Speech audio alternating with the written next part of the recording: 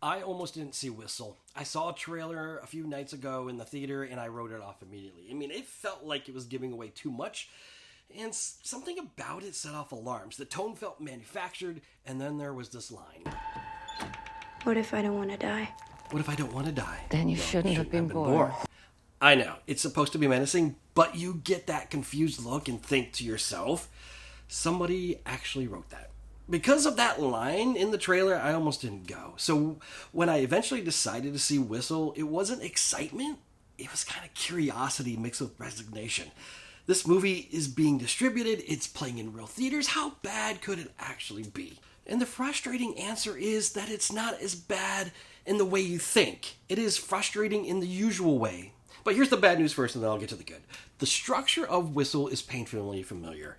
There's an object. It does bad things, and there's that one person who explains how to get out of it. And if you know horror movies, you've seen this movie 100 times. The characters exist just to fill roles rather than reveal themselves. The skeptic, the believer, the warning voice that gets ignored. And every high school social structure is represented. The disturbed new girl, the geek, the jock, the smart one, and the princess.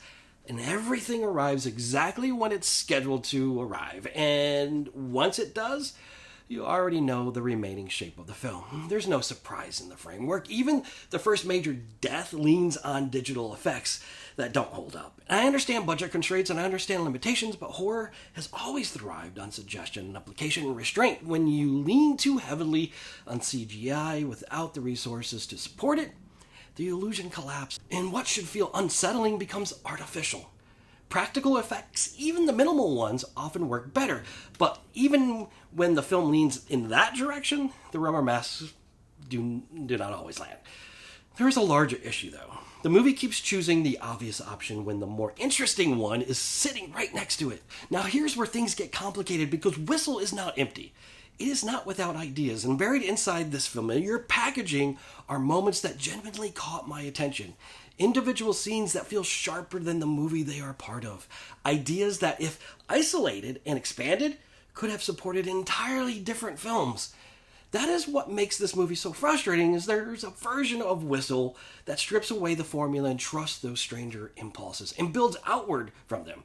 Instead of those ideas are folded into a template that has been copied and recopied for years. The originality is present, but it is also constrained by the usual formula, and the movie feels hesitant to wander too far from what audiences expect. And maybe that's the point. Maybe familiarity is the selling feature. Maybe audiences want to recognize the rhythm. Maybe they want to feel safe inside a structure that they already understand. There is comfort in repetition, especially in horror. If that's what you are looking for, this movie may work for you. There are stretches where it clicks. There are moments where the craft rises above the framework and you can feel the potential of something more unsettling and more thoughtful pressing against the edges. But for me, the repetition eventually overwhelms the creativity. I am tired of cursed object narratives that explain themselves too neatly. I'm tired of digital effects that feel disconnected from physical space. I'm tired of mythology that arrives in a neat paragraph instead of being discovered through behavior and consequences. And that fatigue colored my experience here. That does not mean the film has nothing to offer, but it does mean it feels like a compromise. I will say, stick around for the mid-credits scene, especially if you enjoyed the movie. I also want to be clear about something. I'm not saying this film should not exist.